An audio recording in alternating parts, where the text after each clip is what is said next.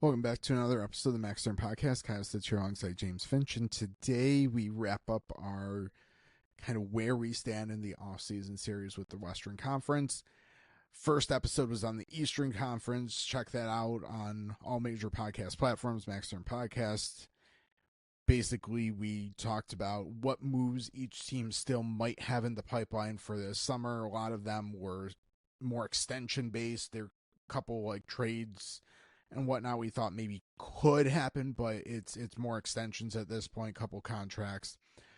And then what other needs teams need. So that's kind of what we're talking about again in this episode, except focusing on the Western Conference this time. So we'll start with the Central Division and then carry into the Pacific Division. Appreciate you listening. As I said, Max Stern Podcast available on all major podcast platforms. Our content is available on X, Blue Sky, and Threads at AFP Analytics. Through there, you can find our link tree where we have a link to our Buy Me a Coffee. If you feel so inclined and have appreciated our content this all season and would like to give us a tip, you can do so through that site. And at the end of the off season, start of the NHL season, we will take 10% of all proceeds and donate it to Rochester Emergency Veterinary Services. And I think that's about where we stand. I said last episode, I'll say it again. If you're a content producer looking to fill a void in the off season and want to reach out to have us talk extensions or whatever, we're very open to doing that. So that, I think we just get into the Western Conference, and we'll do it just like we did the previous episode. And we basically went division by division by least cap space to most cap space, according to capwages.com at the time of recording. Our recording kind of in a little bit ahead of time with this one, so if there's a minor signing here or there, we might be able to say something that is a little dated, but I think we should be probably pretty good at this point. So starting with the Dallas Stars, basically $2 million in cap space, so not much room to make moves this offseason at this point.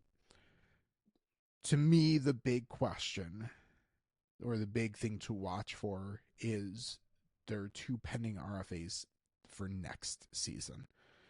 Jason Robertson and Thomas Harley. Yeah, I think that's pretty much what's left for them. I'd argue maybe a depth forward, but I guess the big items still left on the to list are those two extensions, Robertson, Harley. Will be interesting to see if both of those happen this offseason. I don't know if both will. Neither could as well. That's also possible. Both should be getting easily 10 plus million, which is kind of why there is an uncertainty in our voices about those deals actually coming to fruition. So Harley could come in a little bit lower if he ended up doing a short-term deal, but True. that probably doesn't happen this offseason. Right. There would be no reason for the sides to agree to a bridge deal this offseason. It just doesn't make sense. Robertson, yes, has to be, because he's only 1 year away. He will be an RFA after this season, but that's the last RFA year, so yes, any deal would carry him into unrestricted free agency. So, yeah, if one's happening, it's that one. Yep. But other than that, yeah, well, you said forward. I'll say I would like to see another defenseman.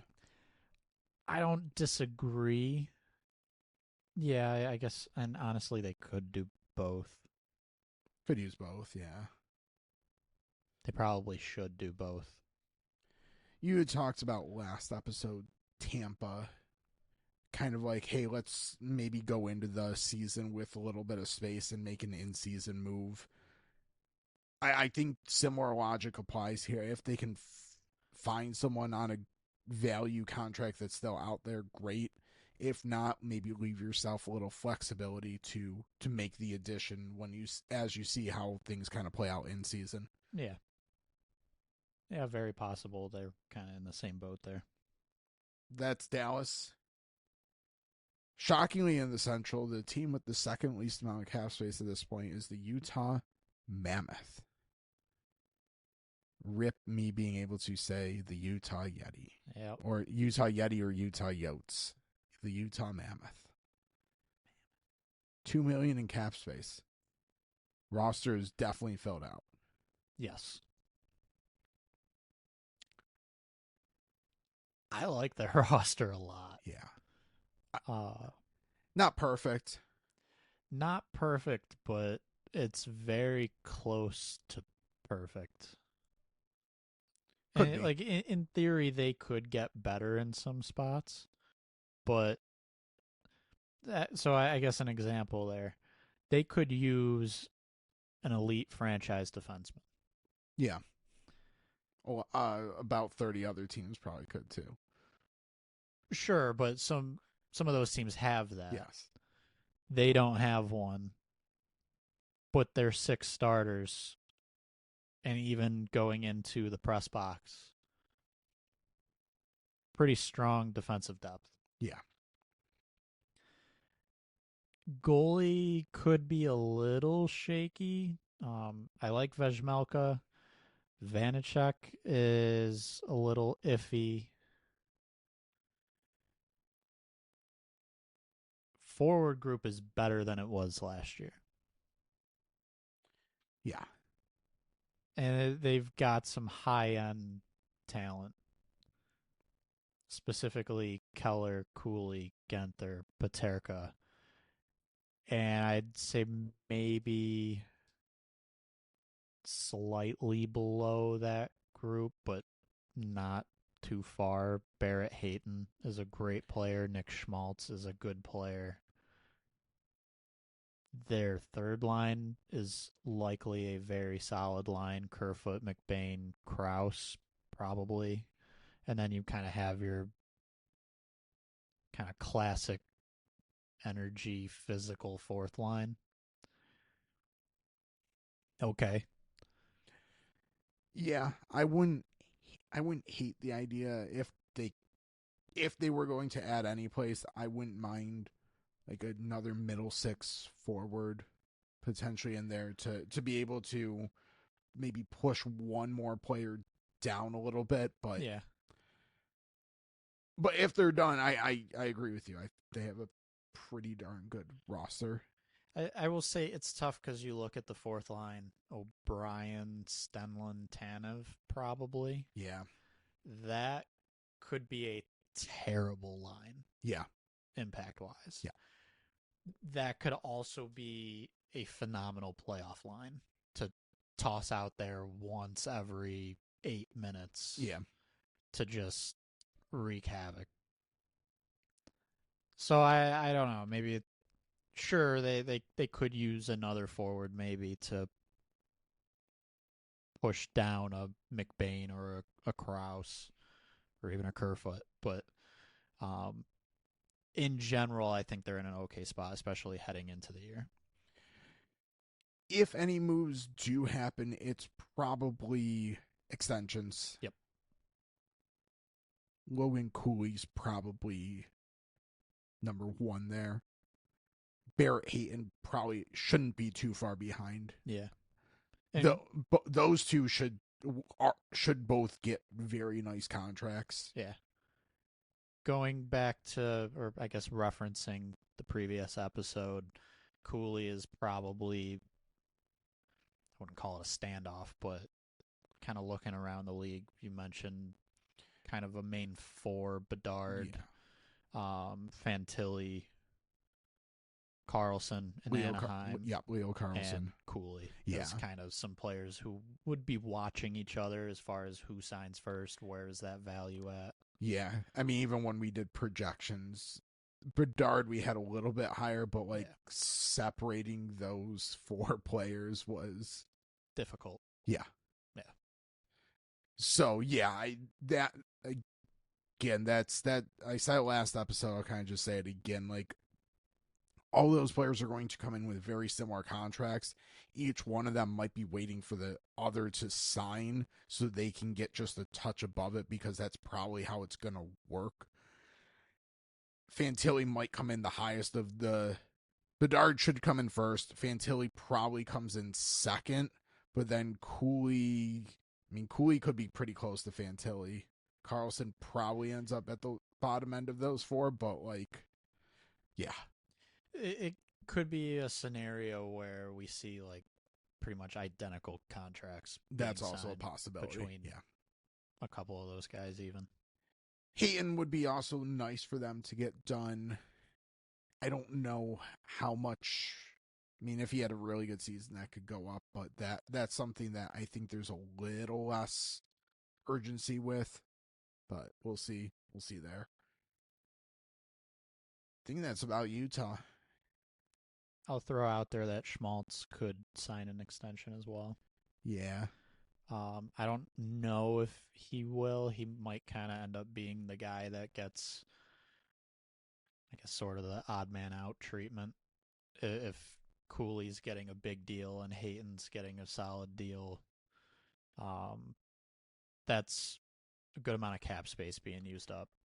Yeah, and they do have Daniil Boot and Tijaginla, Yep. both not this year, but 2 years. One of them Soon. might Yeah. be knocking on the door of a roster spot, and there could be a couple spots, but there's probably not a rush to get Schmaltz done for a lot of the reasons you just said, plus the fact that they might have players that they're ready to plug in there anyways. Yep.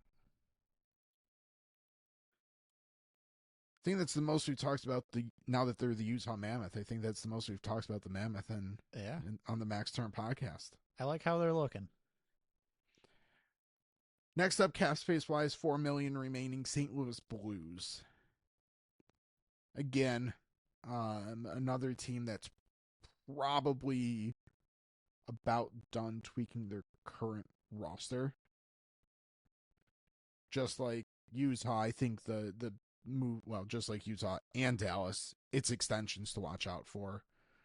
Dylan Holloway, Philip Broberg, both are in line after receiving those offer sheets.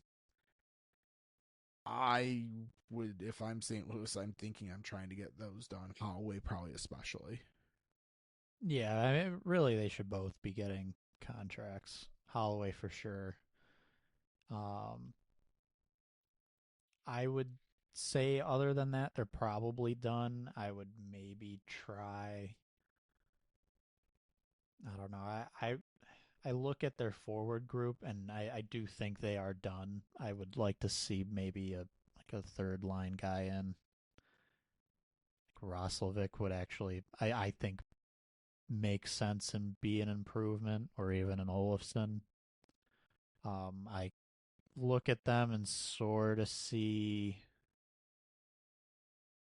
four fourth liners, some guys who have been better in the past. So like it's not the worst case scenario in St. Louis. I just would maybe like to see someone with a little bit more offensive ability in there. Yeah, I that was my gut reaction. Then I'm kind of looking. It's like they're probably fine, but Right, like I'm kind of like trying to find something my there. my big issue, and this is just a bigger philosophical thing that is not getting addressed, is I don't know if they have enough top talent on like anywhere on their roster, but they're not. I Yeah. don't know what they're doing to address that. I know Jordan Kyrie's, there was smoke around his name for a while, but like, what if you move him out? What do you bring in? I don't think that's a good idea. Like, I would love to see some improvement. I just don't know where it comes, and it needs to be high end Yeah. improvement. I think a big call to question mark is Snuggerud. Yeah, that's Kind fair. of like that could be a game changer in their lineup, or I should say he could be a game changer. Very possible he could end up in a top six role. Solves your third line question too. Yeah. Yeah. So I guess like we'll see. You also have to kind of worry about someone like a Braden Shen who's still playing very well, but he's getting a little bit older.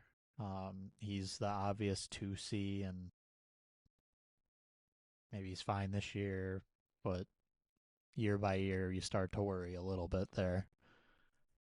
But in general, like they should be a playoff team. Yeah, but I don't know how far they really have the ability to go. Yeah. Yeah, I mean, I don't dislike their roster, but I don't like it. I don't like. It's fine. They are they're not Seattle Kraken, Detroit Red Wing level missing talent, but Yeah, I do agree they could kind of use. I actually like. I really look at them defensively, yeah, thinking they could use a high end talent there. yeah, yeah, yeah. I mean, I think all across their like, I like Robert Thomas a lot as a player, but I don't even know if he's a true 1C. I think he is, Sure, but but then I mean, I don't know. I think they're lacking first line Yeah, talent in general. I think he's kind of the first line player on the team, and that's it. that okay. I mean, that's fair. So, yeah. Moving on, Winnipeg just got Dylan Sandberg done recently. That was a really nice contract for the player, but that was also something that the Jets needed to get done as well. They couldn't let that go to arbitration. Nope. They needed to get some term there, and Sandberg was probably going to get a pretty nice arbitration award, anyways. I guess I'll say with that though, if he plays the way he played last year, that AAV is perfectly fine. I think it's less the AAV and more the only 3-year term. Yes. That's a little bit concerning for the team because he should be a player that ages pretty gracefully. Yes. So, anyways, that was an interesting contract. I don't think it's a bad. It's a good contract, but we'll see how that kind of goes for the Jets. Yeah. 4.8 million just about in cap space. Again, could be done. The move I would maybe watch out for is a Perfetti extension. That I think's not a certainty. Like I don't think it has to get done either. So yeah. Any needs you see, or any places you would like to see them address? Euler's out. No one really in. I mean Taves, but that's a huge wild card. Yeah. Nyquist Yeah. is like I guess, but that's Neither are Nick Ehlers. yeah. Both are older players who could very well not have a good impact. Yeah. So pretty much lost Ehlers, didn't replace him. Uh, and I guess I'll just say that the 2C spot is the question mark. Can Taves play that role? I I don't want to say no. For a couple seasons he was not good and then he did not play for 2 years. Regardless of the reasons he wasn't playing well, that's 4 years where we haven't seen good hockey from Jonathan Taves. Yeah. And like a lot of people are looking at Landeskog as and his comeback. Landeskog's also a lot younger. He's a lot younger, and before he got hurt, he was still playing at Yes. an elite level. Yeah. Which, yes, it was a very big injury, so like maybe you can kind of sort of compare them, but it's also very different. Yeah. Adam Lowry is hurt to start the year, but when he comes back, you have Lowry and you have Nemesnikov, and in the past, they've both kind of gone up and down. I want to say more so Nemesnikov, and played kind of that 2C role, and it's been fine. Like, obviously, Winnipeg's been one of the better teams in the past few years. So I think they can make this lineup work. I don't know how far they go. I worry about them offensively with this team. Yeah. I mean, there's Jack Roslovic, Victor Olsen potentially out there could be an idea. I don't know where they kind of fit relative to like who comes out of the lineup, Yeah. what role they play. I probably would have rather seen them do one of those two players over Nyquist personally, but I mean, I think they still could. There's some room to push some fourth line guys out of the lineup. Maybe like a Nemestikov or an Iafallo goes down to the fourth line. Or Taves even. Like we don't know what Taves is going to be. yeah, that's the big question. Really, the big problem for Winnipeg is they kind of have a need and they have a hope to fill that need, and that's a pretty big gamble for them, in my opinion. Yes.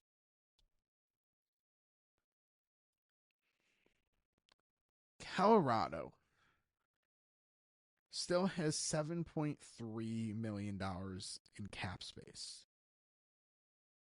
The issue is their forward group is not filled out.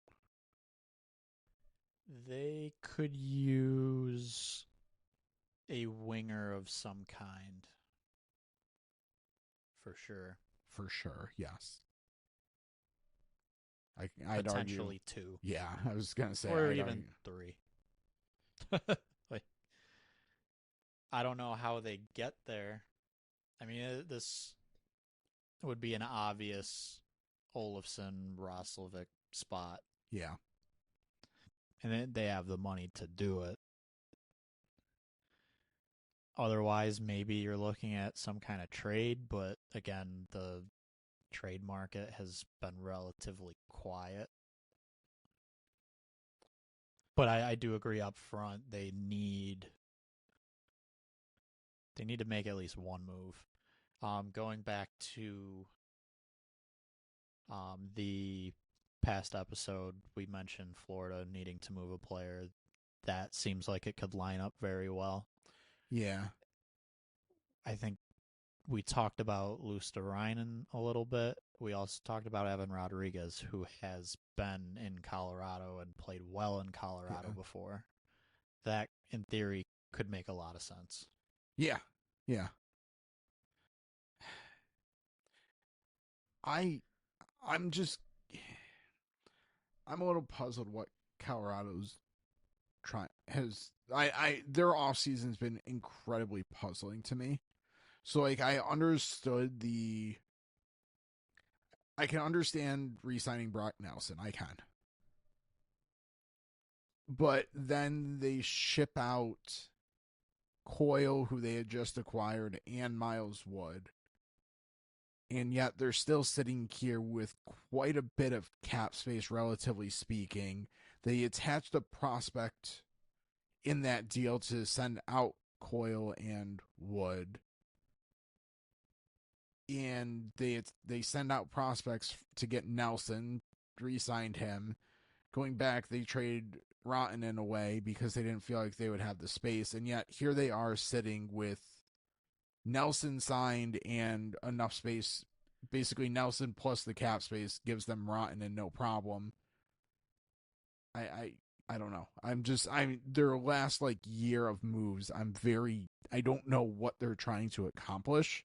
Like the Rantanen trade at the time made sense, and now the subsequent moves and subsequent like cap space maneuvers, I don't get it. I don't get why they felt the need to be so quick to dump Coyle and Wood at this point. Because I'm not saying that they're perfect players, but like you had those two players to the forward group, and we're having a much different discussion right now. Yeah, I think it really just depends like what else is there that is going to happen. If there are multiple forwards that they can bring in, they're fine. How do they do that though? Is it Roslovic and Olofsson? If it Or is, fine. You're not Roslovic, Rodriguez. right, but so even a Rodriguez, you could start to question. Okay, well, you are now giving up more assets for Rodriguez, which is fine. He's a good player, but it's just a lot of juggling for similar players, I guess. Like I don't see them making a concerted effort to change the makeup, the style of play. Like that's usually what you see when you start to see that type of stuff. I don't see that. Like their move this offseason been bringing in Brent Burns. That's basically their only addition, which I think is a good idea for them. Yeah. But that their blue line was much less of a need than their forward group, and yet they're still sitting with cap space to. I don't know. I'm very mystified with them. Yeah. They're just a team that feels like there's more to be done. Like there's got to be more coming. If there isn't, that's where it starts to get a little bit puzzling. I think I want to correct myself. I think I had was thinking that the Avalanche had attached the prospect. They got Gavin Brinkley back. Yes. I was thinking they had Okay. sent him to Columbus. Nope. So let me correct that. But Well, so even then, he's a good prospect, but he's probably not ready right away this year. yeah, yeah. Um, so you're kind of left with, okay, you got a solid prospect back, but he's not helping you right away right now. So how are you filling those roster spots? I will say, and to reiterate, I think it would make a ton of sense for them to be the team lining up with Florida. I don't disagree. Yeah, There are some other teams where it makes a ton of sense too, but they've got the cap space. They have the need and the will to contend. So that would make a lot of sense. But even if they do trade for someone like a Rodriguez, they should be making another move. yeah. I just fact checking myself now. I'm questioning what I for that Colorado Columbus swap. So they sent Coyle and Wood to Columbus, and Yes. they got Picks and Brindley back. So I guess okay, but yeah, if Like they on paper, it's a fine trade, but now the issue is you are sitting on cap space now with yeah multiple spots open on the roster. yeah, so you end up trading one of those picks you got for Evan Rodriguez, which would make complete sense, but then you just swapped out Coyle for Rodriguez. Like I don't know. They got Daniil Gushchin from San Jose, who could be a solid player. I don't know if that eliminates the need for adding someone. Like, I would still argue you should be trying to get a player or two in there. Again, I'm just very mystified for a team that has Stanley Cup aspirations. I don't see a plan there. It's very possible they felt like they would be adding someone and it fell through. Yeah, But still, if that's the case, okay, now what? What's yeah, plan B or yeah. C or whatever it is? Because you shouldn't be sitting there with that much cap space. So next, Nashville Predators have Luke Evangelista still to sign. 11 million in cap space, plenty of room to get that contract done. Yes. I mean, outside of that, Yeah, I guess just for the purposes, we have a projection of 2 years, 2.5 million for him. So as you said, plenty of space to get that. Another off season where it's kind of like, okay, what are they doing? Haig was a very interesting, to say the least, move to make. Which trading for him, fine, I guess. Like, I don't love him as a player, but at that point you really needed defensemen. so fine. But the contract obviously is the much more glaring Well, big issue. the assets they gave up and the contract. Sure, but the contract's the biggest issue for Yeah. them. I would question the assets, but they clearly think they are a team that should be playing well and contending. So if that is what they think, I guess you're giving up assets and trades. But yeah, ultimately, I don't know what they're doing, but it kind of goes back to the moves they made last offseason, where like you saw what happened. There needs to be some type of correction there, and there wasn't one made. In reality, they just kind of doubled down. Yeah.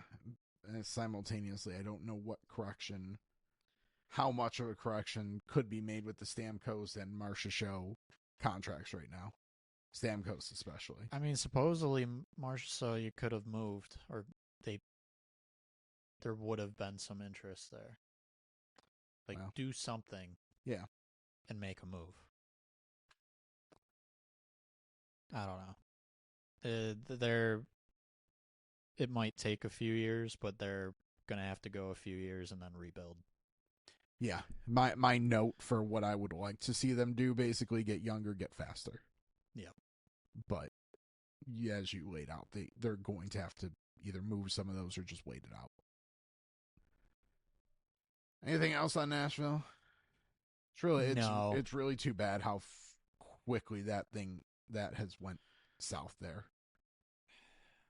I mean, like the Matt Duchene buyout right away. Like maybe he wasn't playing to the 8 mil level at that point in time, but he was still a good player. And I just right away, right there, it's kind of like, okay, that's weird. And then questionable move after questionable move. Next up, Minnesota Wild have cap space, 14 million to be exact. They do still have the Marco Rossi contract to get done, but even then, they're going to have plenty left over. I think we had projected right around 7 million for Rossi on a long-term contract, so probably at most that's cut in half ish. So Yeah. I think so. Let's say they sign Rossi to that 7 million. I don't know at this point if that will happen, but I think they still have needs. At the same time, I think trying to be smart about their future, it makes some sense that they didn't go crazy and sign a big contract in free agency. Um, Mainly because of Kaprizov needing a new deal. yeah, Um, so that let's say at least 7 million after Rossi. Great amount of space. You can make moves at the deadline for a rental or two and push into the playoffs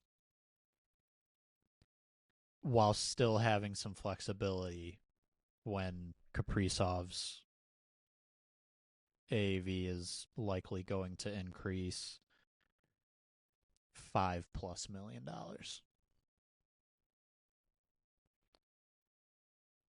yeah, sure, yeah. That's another like move that hopefully gets done for them this off season. Yeah. Hopefully, And I guess I'll throw out there they probably could have signed someone else. So right now, like Zuccarello, Tarasenko, that's about $9 million that will come off the books yep, next offseason. yep, That will easily take care of the Kaprizov increase in AAV. yeah. So they've got plenty of space. It's just how do they spend that? So Brock Nelson was a rumored target, but he ended up staying in Colorado. Brock Besser was rumored. I think it could be argued whether or not that would be the right move for Minnesota. So Yeah. I'm not gonna hold that against them really. I think the biggest thing with them is figuring out Rossi and trying to figure out that extension for Kaprizov and getting that done. Yeah. I'd also, and I don't know who the name is, but I'd really like to see them add another veteran goalie just in case. Right now, it's probably going to be Gustafson and Jesper Wallstedt with probably Cal Peterson as your organizational three. Yeah. I mean, okay, Yeah. but I, yeah, The, so what's interesting about Minnesota, we don't have to dive too deep, I guess, but Gustafson is also extension eligible and would be a UFA next offseason. yeah, So he could use an extension unless Wallstedt's going to be taking over. yeah, But he hasn't really established himself yet, so you kind of need to see that this year. So I guess that is also a situation to watch with Minnesota. Is really, does anything happen with Gustafson? yeah. That's a good point too. Yeah, Because I mean, that's also a deal that's not going to be cheap. no, especially with how good he was last year and where the goalie contracts are going. I mean, We had his projection 6 years at about 7.25, yeah, 7.3. yeah, and that even could get a little bit higher. Like, Look, I would point to like the deal Demko got in yeah, that AAV. If Gustafson puts together another good year, you're looking at that AAV on a longer term than what Demko got. yeah, and I also wouldn't full on discount Swayman's contract either Yeah. from last offseason, which was 8.25. Like, I don't think Gustafson that's averaging a value, but when Yeah. you do percent of cap, like maybe Gustafson gets close to there, but he had He could push to the eights million. very Yeah. yeah I knew Demko got a lie. I did not realize it was 8.5. Yeah, Yeah. so yeah, between Swayman and Demko both being over 8, like yeah, next projection for Gustafson very probably will be close to 8 million. Yeah. Especially if they wait and he has a good season. He would have suitors if he did hit unrestricted free agency. That would certainly be interesting. Oh, plenty. Yeah, I guess them leaving space makes sense.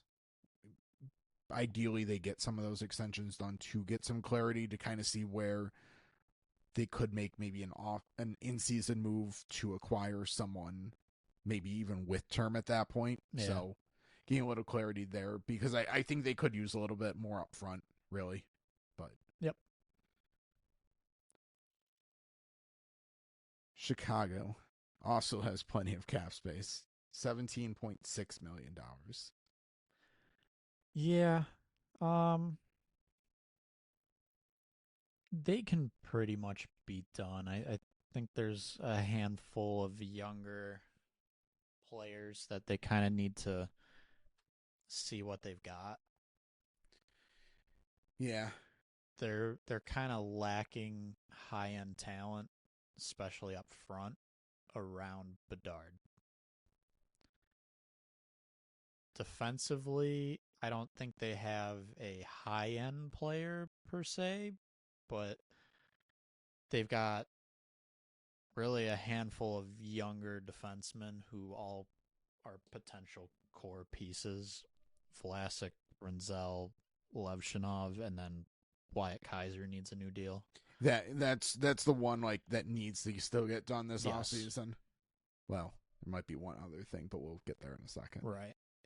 But in theory, those four defensemen, if they come close to their potential, that could be a very good top 4. The other thing you're alluding to is a Bedard extension. Yeah. Which I guess we can try and keep this conversation a little bit short, but this is almost one where the player likely gets a deal that he has not earned yet. Yeah. At the same time, it's a deal that, if it's not given to him, raises a lot of question marks and maybe some alarms start going off. Mainly because he was pretty much given the generational talent stamp. He was probably the highest thought of prospect since Matthews and McDavid and Eichel. Yeah. And whether it's on him, it's on the team, a little of both, haven't seen that yet. He's done fine offensively, not phenomenal, but fine, and defensively, not good. So that'll be an interesting one to watch this offseason. I'm sure there will start being questions if we get into the regular season with no deal. Tough one for the team to deal with. Yeah, I mean, so by the collective bargaining agreement and everything, there is no reason that a deal has to get done. Like he'll be a restricted free agent. Chicago will have his rights of first refusal next offseason. Even if he got an offer sheet, they can match it. It's like it's no question that they can retain him going forward. Yes. But the optics are bad. Exactly. Everything around the hype would suggest that as soon as he is eligible, he should be getting a deal. You could even argue that at this point in the offseason, it's weird that he doesn't have a contract yet. Yeah, we're in August. Yeah. I think it's probably September when they get back to camp and he's there in person, they can everything. But yeah. But we'll if day one of training camp opens and he does not have a new contract, an extension, I guess I should say. Yes. Yeah, that's when things get a little bit more fun to talk about. a little spicy. We say fun, but not fun for Chicago fans.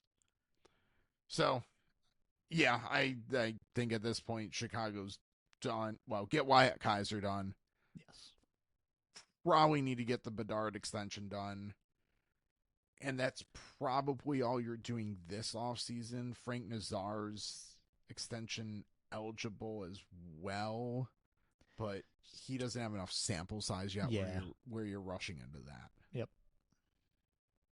Although if you can maybe somehow convince him to take a long-term, very low value AAV contract, you might want to do that, but yeah, unlikely. Moving to the Pacific Division now, Vegas, just over $1 million cap space. That does include with Alex Pietrangelo being on injured reserve, so that's already factored in. Only contract remaining for this year, Alexander Holtz, which shouldn't be much, if anything. No, I wouldn't even be shocked if he goes back to Europe. That's still a possibility. But there is a big one pending out there that again, if it's not done by training camp, we're going to start talking about. Jack Eichel, contract extension eligible. Yes. That should get done pretty easily. But it will be expensive. Probably at least 13, I would say. And I say that because it's Vegas. Maybe they get a little bit of a discount there. Could easily see 14 mil. So yeah, that should get done. That's one he could even be waiting to see. similar to the conversation around like Bedard and Cooley and Fantilli, the RFA centers, the extension eligible centers could all kind of be looking at McDavid and waiting for that bar to be set. I'd even throw Kaprizov in this conversation. I know Yeah. he's a winger, but he's that level of talent that I'd throw him into this conversation as well. Yep.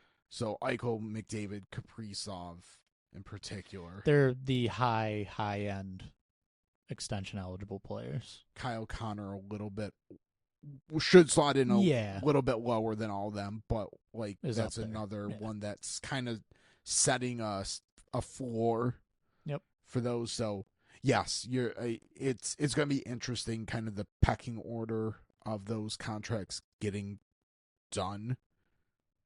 Because McDavid, it seems logical what it would come in at, but if he also has to get the most money that like of these guys.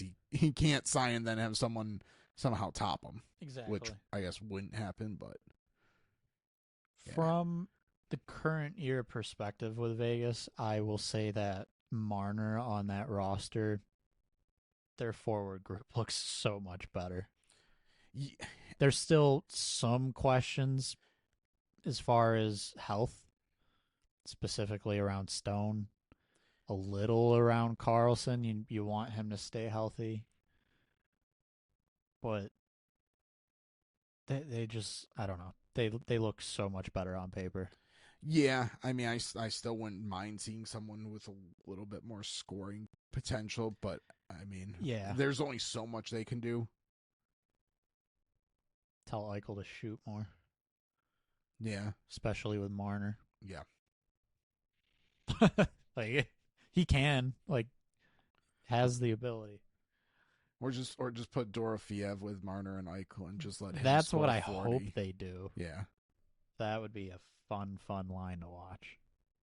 In general, though, depth-wise, like, solid forward group.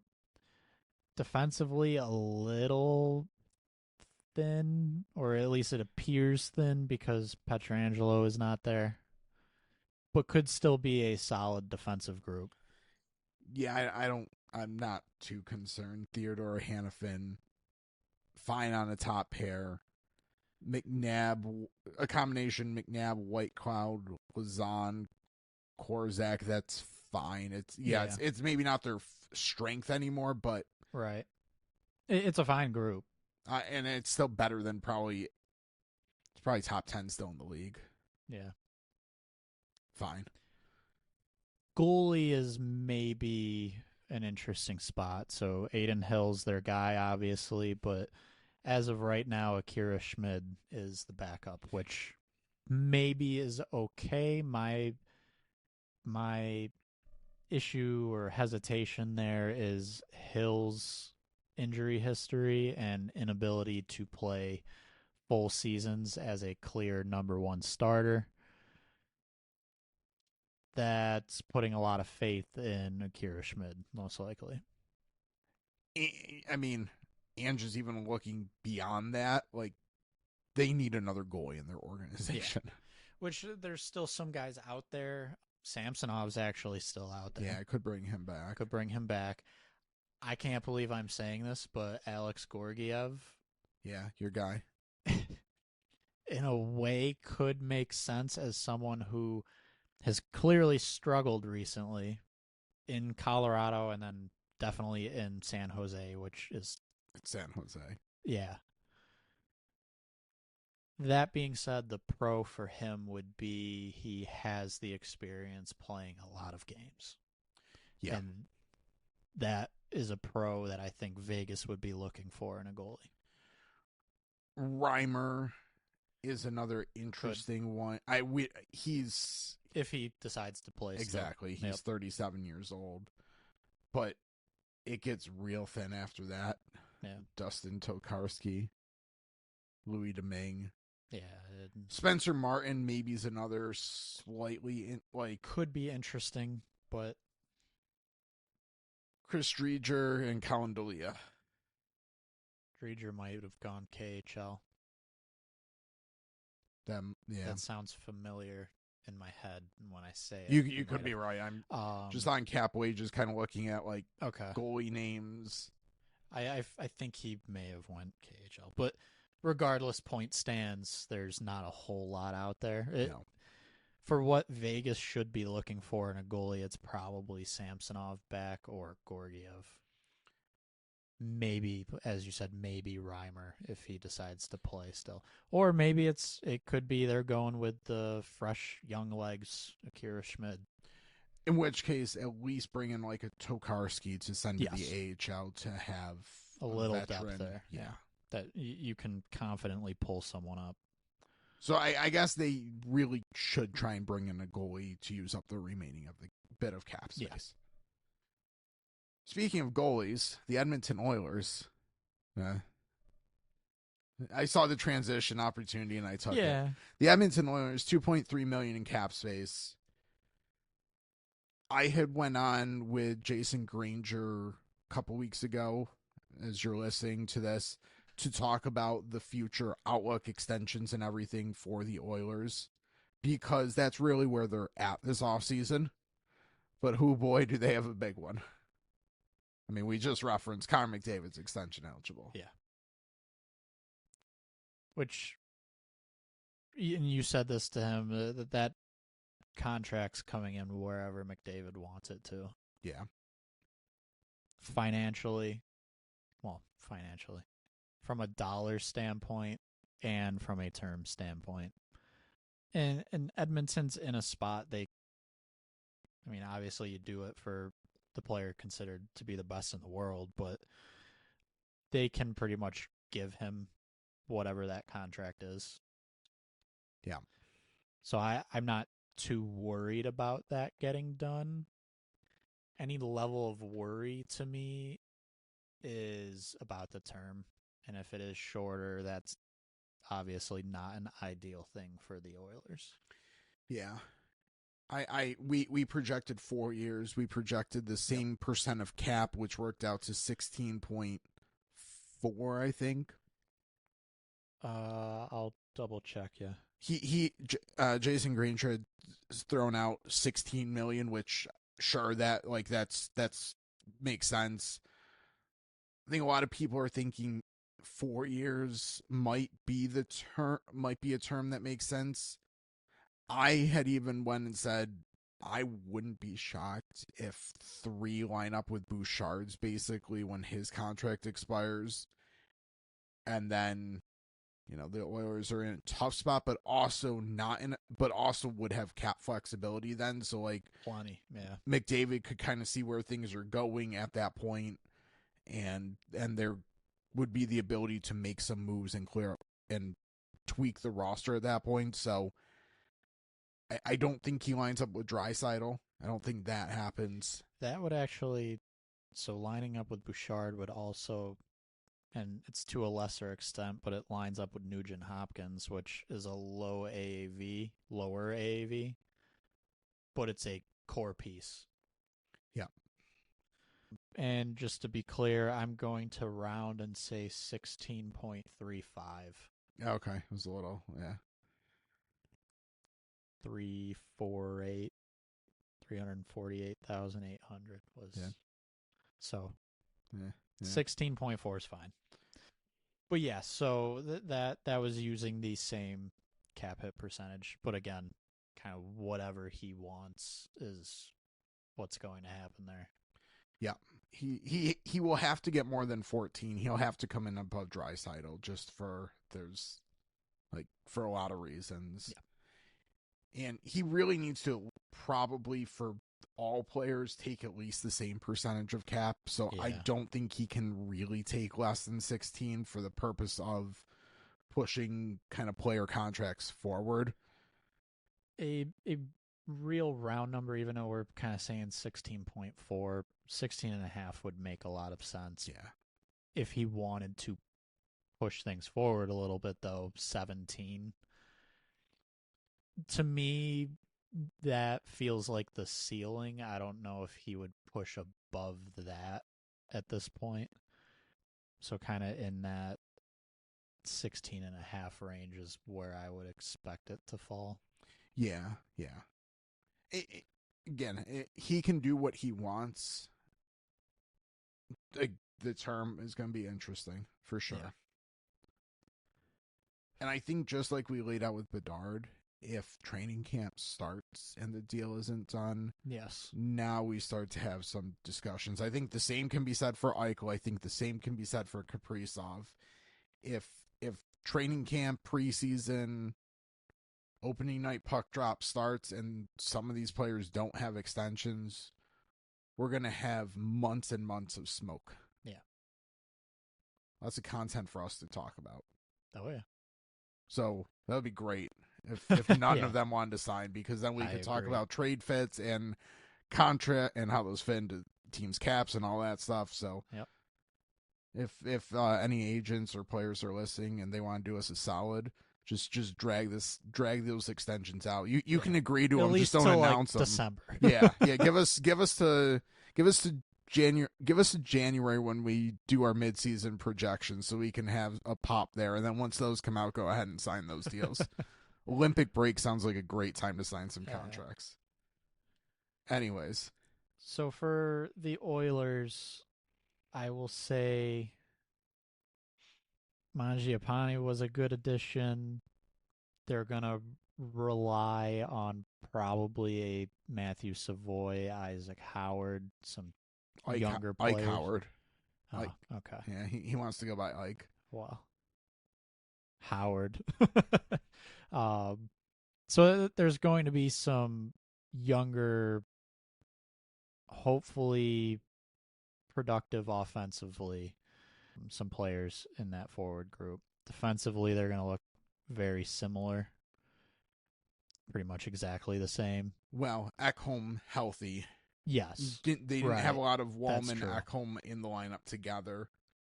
That's true. So, yes, that will be a plus. Which I think is fine. Like, that defensive group is fine. I think that this is the best defensive group they've maybe rolled out. Yes. Will roll out in McDavid's entire time there. Yes. Goalie is the fun thing to talk about, or if you're an Oilers fan, maybe you're sad talking about it, but Stuart Skinner, I don't think is a bad goalie. No. I think he had some ups and downs, clearly, in the playoffs. Not the greatest regular season, but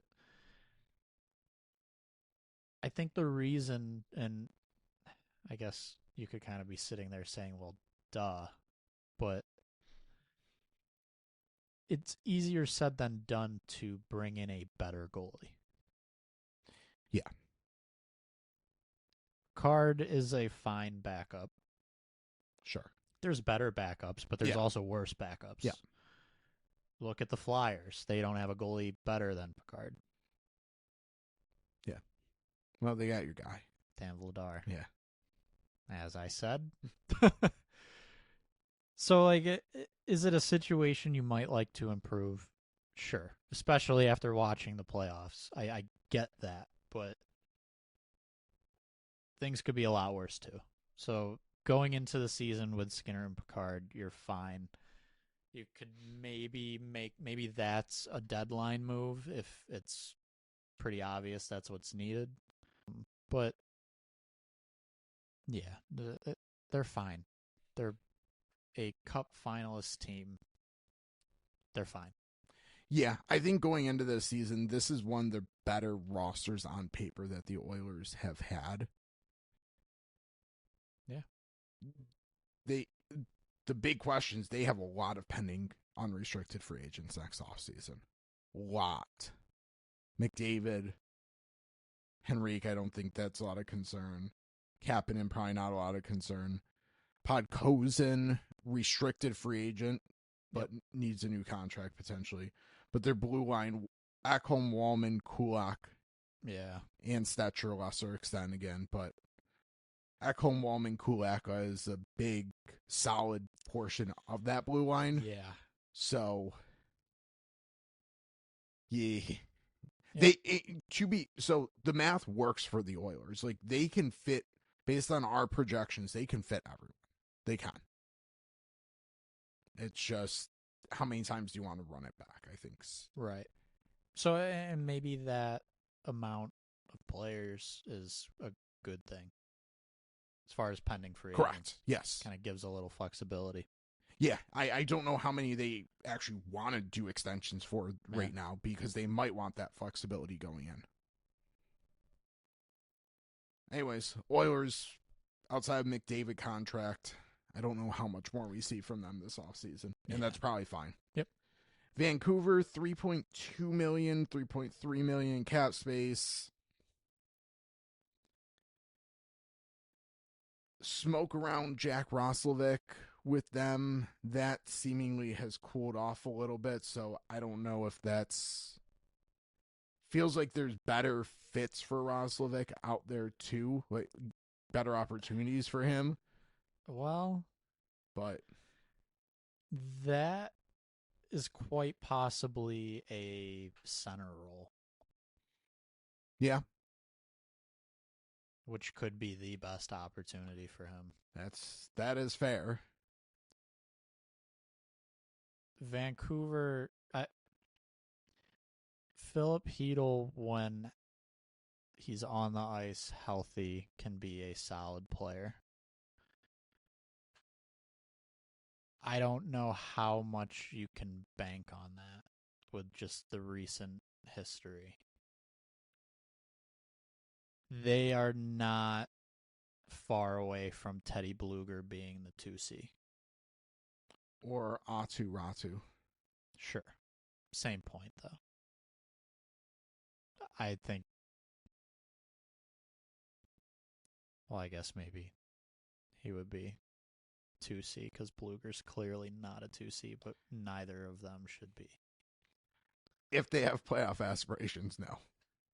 If they would like to tank for Gavin McKenna, by all means. Go for it, yeah. So, at this point in the offseason, you're either trading for a 2C or you are signing Jack Roslovic and hoping he can be a center again. Or hoping your 2025 draft pick Braden Coots comes in and can be your 2C. Just lights it up. Yeah. None of those are very ideal. Yeah, I don't think that's happening. Not to say he isn't a good pick. I just don't think that's happening. No. I don't think anyone does, to be clear. So, yeah, that's really what needs to happen for them looking at their roster. Yeah. They need a 2C still. That's something they should be trying to make happen now. Yeah. Before the season starts. I mean, how many teams did we say the exact same thing last episode? Like, great, they need it. Where are they going to find it? What assets are they giving up for it? Easier said than done. I don't know if Anaheim is trading McTavish to Vancouver. So that pretty much leaves Marco Rossi. And that hasn't gotten done yet. So if it hasn't gotten done yet, is that really something on the table for Vancouver? Maybe. I don't know.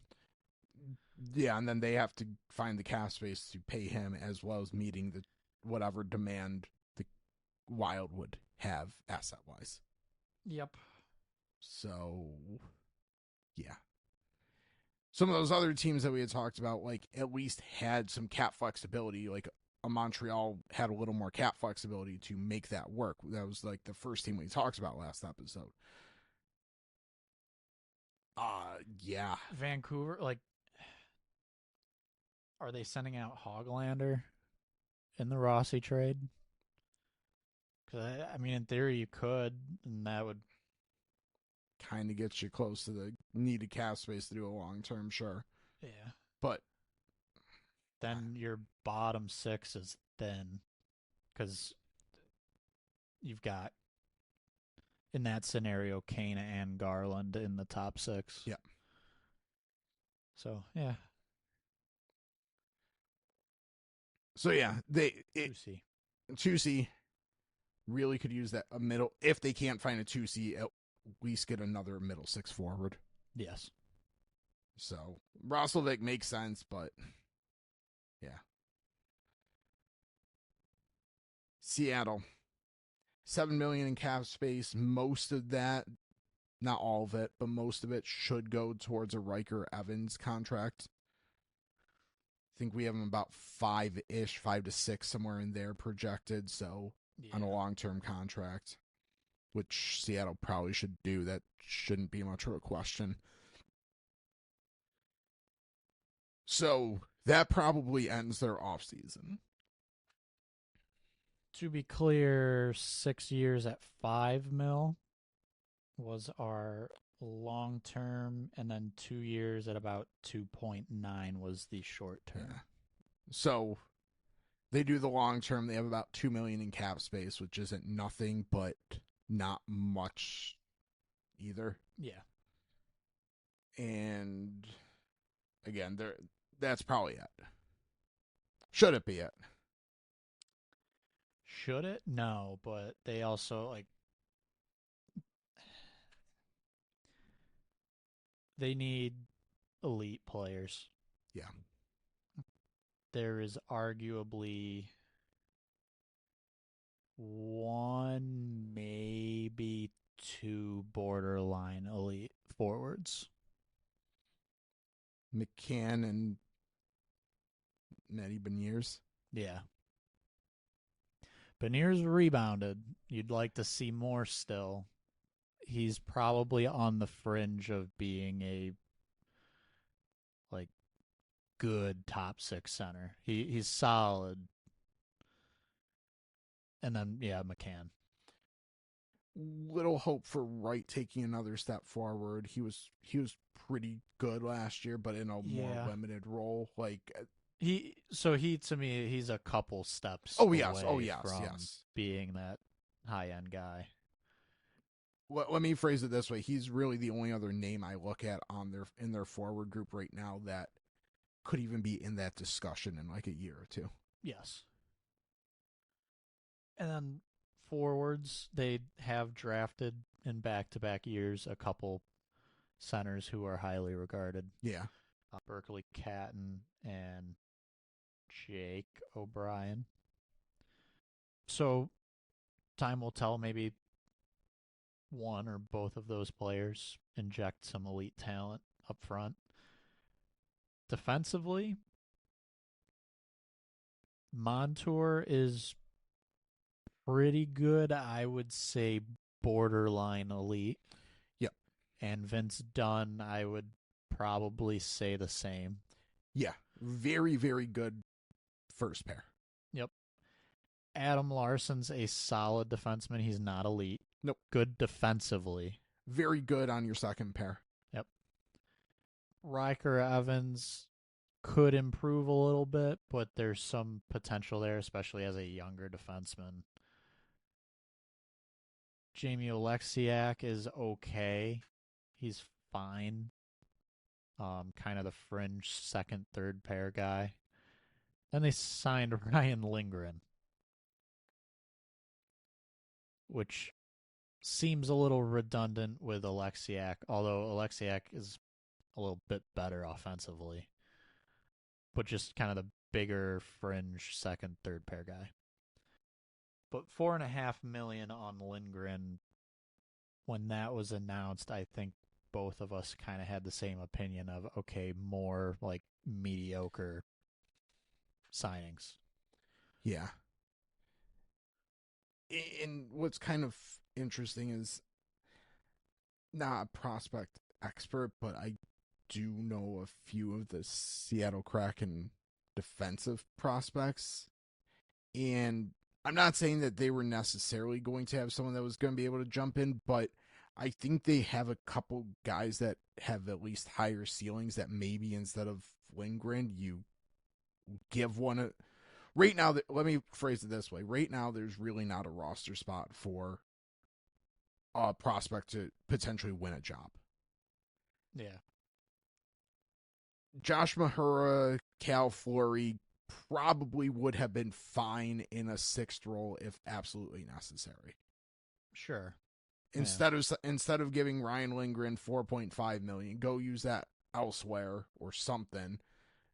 Potentially give a spot, an opportunity for a prospect to win a spot. I don't know. It just Well, so if you decided not to do Lindgren $4.5 million and you didn't trade for Mason Marchment $4.5 million, who Marchment is a good player, but add those two together, that's $9 million. yeah. Probably pitching well. Nick Ehlers seemingly wanted to go to the East, Right. so Besser didn't. Well, maybe you have a little bit more. Maybe Besser looks a little because that's not that far from Vancouver to Seattle. Very, very close geographically. It's a 20-minute plane ride, and that would have been a huge increase financially. Yeah. Maybe he still decides Vancouver's where I want to be. Yeah. But that would have at least gotten you a player with an elite trait. Yeah. Goal scoring. Anyways, we're a lot of what ifs there, but yeah. I guess to wrap it all up with Seattle, they need elite talent. They needed it last offseason. They needed it since they've become a team. Yeah, and outside of adding Marchment, which was a good move in a vacuum. Yes. I said it when they traded for Marchment. I'm like, I'm a little concerned about Seattle. Like, and you're like, well, they still got space. Well, okay, but they did exactly what I expected them to do. Didn't do anything with it. No. Except sign Ryan Lindgren. Yeah, they made the savvy move to move Burakovsky's contract out, then buy out Veleno to clear up cap space, and getting Marchman. And we're thinking, okay, we're on a good path here. And then Ryan Lindgren. Yeah. Los Angeles Kings have $7.6 million right now in cap space, but Alex Laferriere needs a new contract. That's going to eat into pretty much, not quite all of it, but a good chunk of it, where that probably wraps them up. Long term, we had them at about 6.6 AV over 7 years. Short term, we had a 2-year deal at about 3.8. So in theory, they could go short and save some space, but I would think they should go long because they don't have a ton of roster spots at this point. Notice how I skipped the word needs there, because I'd argue that their defense needs an upgrade. They had the dynamic duo of Brian Dumoulin and Cody Ceci. It might be a little unfair to Brian Dumoulin. Yeah, but still. I said it right away. It isn't as bad as what Dallas did last year with Lyubushkin and Dumba, but it was the 2025 offseason Dumba Lyubushkin signings. And then moving out Jordan Spence in the process of doing. I mean, that's fine, but different types of players too. Yes, I'm not going to sit here and knock them for that trade, but then going and double dipping on the and you lose Gavrikov. Yeah, like it's Gavrikov and Spence out, Dumoulin and Ceci in, and that's a year away from also losing Matt Roy too. And that bumps up Edmondson into a bigger role. Yeah, most likely. Yeah, so they have in the past 2 off seasons lost Matt Roy, Vladislav Gavrikov, and Jordan Spence, and replaced them with Cody Ceci, Brian Dumoulin, and Joel Edmondson. Yeah. Ooh, that's tough. Which we'll see. I mean, Edmondson was good in the role that he played. Again, it'll potentially be a bigger role this year. Yeah. A more important one. So we'll see. But defensively, I agree. Not great. So anyways, they're likely done. I would have preferred them to do something else on the blue line. Yeah. Calgary, $15 million in cap space, still have a Connor Zary extension to get done. That will still leave them with plenty of money this offseason. I think the other big move out there, Rasmus Anderson. Yeah. A decision on that. There's a level of noise around Calgary. Anderson, there was a little noise around Nazem Kadri. Yeah. To me, Calgary is almost like a better version of Pittsburgh.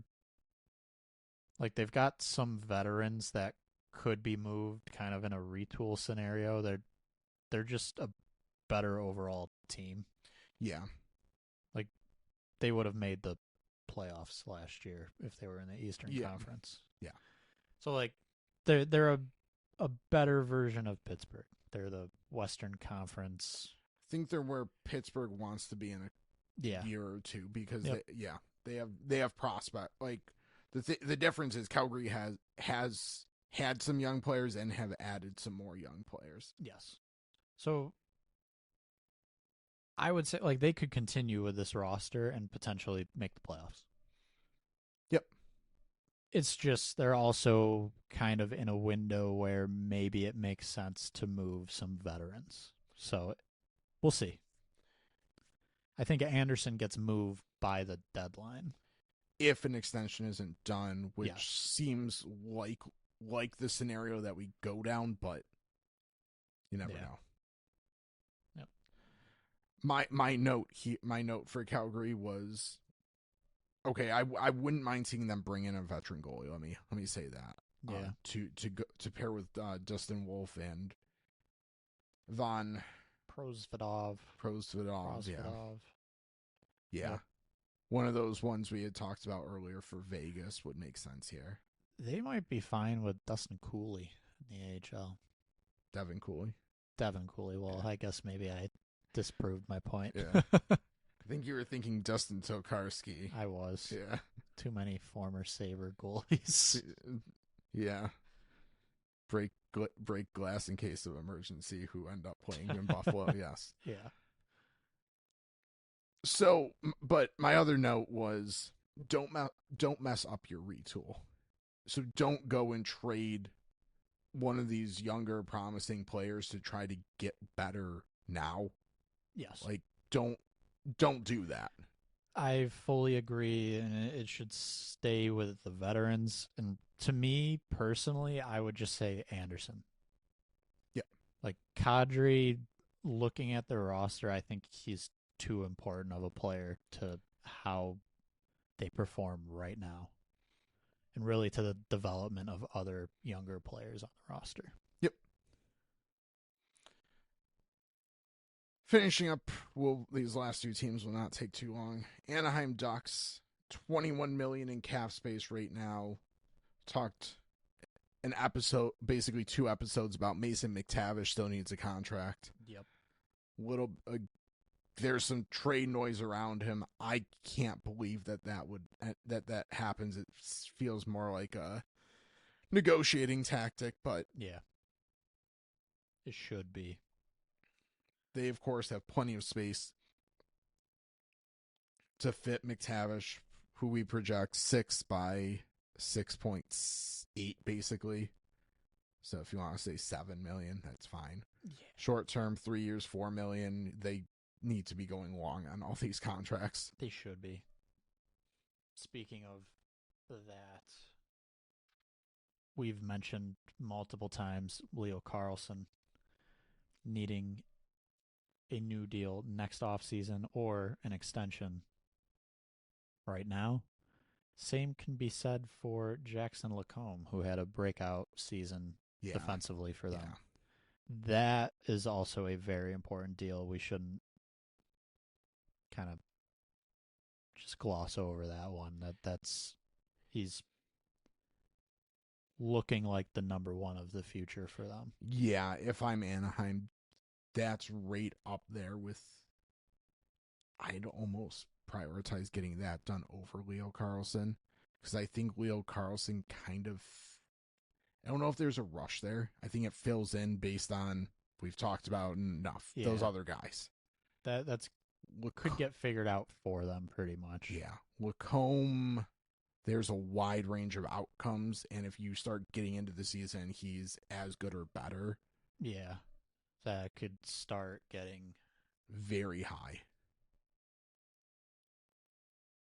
If he goes unsigned and he takes another step, he's not dissimilar to Thomas Harley. If he takes another step forward, like he'll get that type of. I was going to throw out Bouchard as a comp even. Yeah. Like 10 million. Yeah, we're talking. Well, I mean, and that's kind of where we have Harley. Oh, I know. Yeah, Projected. yeah, Like yeah. it's a situation where like you have a very promising young defenseman, and Yeah. if you wait too long, the number's going to keep increasing. Yeah. So, yeah, Anaheim should be trying to get that done, and I expect they are. Finally, the San Jose Sharks, they still have 29 million in cap space. They are currently under the salary cap floor. They are the only team under the floor. We'll wrap up this series with where we started this series. Yes. Montreal, Carey Price, acquire the contract. For future considerations. There you go. Maybe even they get a small asset to do it. Yep. My guess is that trade's basically been, we talked about it last episode. Yep. My guess is it will, as soon as the bonus is paid by Montreal, it'll be executed, because it seems like San Jose's, they have to get to the floor, and like there's players still out there, but at this point it doesn't seem like they're in a rush to get to the floor, which leads me to believe that they probably have already agreed to principle to do that deal with Montreal, and they're just waiting for logistic purposes. There's a deal with someone.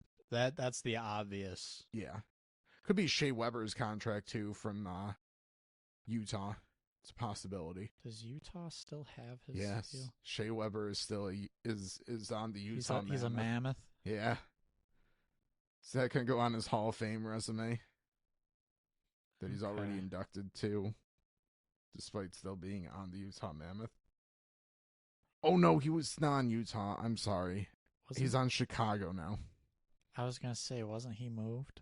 He's on Chicago now, so that won't happen, because Chicago needs that contract to get to the floor, too. Right. Yeah, I'm sorry. Maybe.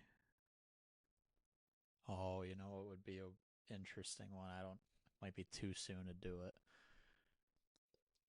Well, this isn't interesting because there's too much term. Alex Pietrangelo? Yeah. Yeah. Price makes way too much sense for both teams. Yeah, but, I mean, it seems like he's done, but yeah, there's too much term, and there's probably a little bit uncertainty around, like, if he's actually done. Yeah. Well, I guess there's only 2 years, though. Yeah. Oh, okay. So I still, like, Price makes way too much sense. It's going to be Price, I'm sure. Yeah. Anyway, that's all San Jose should be doing at this point. Right. I mean, I think they've brought in enough veteran players. I don't love what they did on their blue line, but whatever. They really just needed to bring in some NHL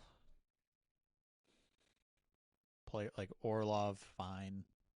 Klingberg, again, fine. Letty, okay. Like they just needed NHL bodies, pretty much. Yeah, I guess the question I have, so Shakir Mukhamadullin. There we go. Thank you. Yep. You were ready with that. I was. He's gonna need a spot to play. I'm not saying that there aren't spots to be had. Yeah. But he's gonna need a spot, as well as potentially Sam Dickinson might need a spot. You don't need to give him a spot, but you might want to. I get the vibe based on what they did as far as defensive moves that they might have him not in the NHL yet. Or maybe he's someone that gets like the early look and then back. I think he can maybe go to the AHL this. Can he? I think potentially, because I think he'll be 20. But okay. But regardless, yeah, no, I don't full on disagree with your thinking either, but and not like they don't have guys that if they had to, I don't know. He's 19. Is he 19? June 7th birthday too. Yeah, him going back to the OHL though probably is not real necessary for his development either. So true. Yeah, we'll see. We'll see what happens there. That's the only like. Okay, I don't mind you brought in some NHL defensemen and you needed to spend some money. I get it, but yeah, you do have a couple prospects that you probably want to get looks at. Jack Thompson as well. You want to play games for you to see what you have there. Yeah. So that's my only like, okay, fine, but just between Klingberg and Letty, there could be a couple spots open throughout the year.